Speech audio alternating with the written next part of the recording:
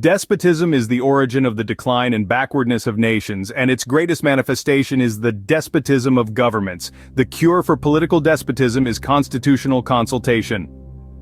Abdul Rahman Al-Kawakibi, Tabai, El-Stabad Dawmsr, Lostabad. The essence of Al-Kawakibi's work is his exploration of political despotism, a concept he meticulously breaks down. He paints a grim picture of societies living under the rule of oppressive despots who exploit the ignorance of their subjects and act out of whim rather than wisdom. The common people subjected to such rule suffer from ignorance, lack of motivation, and a complete preoccupation with their primitive lives, far removed from intellectual and moral freedom. Yet, they cling to this life as it's all they know, having not yet tasted the sweetness of glory.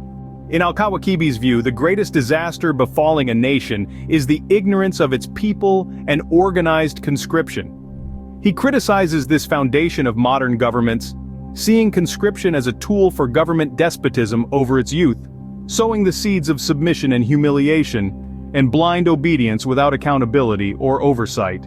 While Kawakibi masterfully describes despotism in all its forms, from the ruler to the elites and religious men, and the relationship between despotism and knowledge, religion, ethics, wealth, and glory.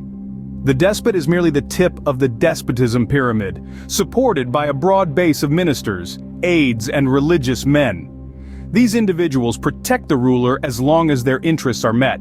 The despotic ruler lives in constant fear and suspicion. On one hand, he fears his people should they rise against his rule and tyranny.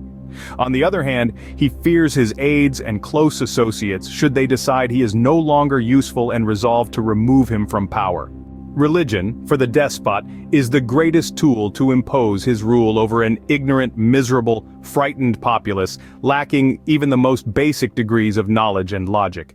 The ruler begins by recruiting religious men, priests, and pastors who intimidate the masses with divine wrath and punishment, convincing them that their salvation lies only in venerating the ruler and obeying him.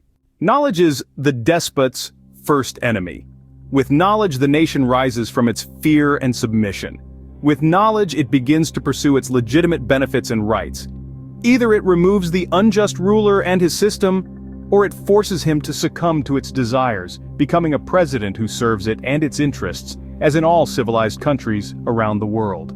Governments exist to serve the people, an undisputed fact. Despotism exists to distort truths and upset the balance. In the end, it is the people who bear the heavy burden of despotism, whether it comes in the form of ignorance, overpowering knowledge, or ego-dominating reason. To sum up, Al-Kawakibi's work is a profound exploration of despotism in all its forms. It critically examines the relationship between despotism and elements such as knowledge, religion, ethics, wealth, and glory. It highlights the plight of the common people under despotic rule and emphasizes the transformative power of knowledge in overcoming despotism.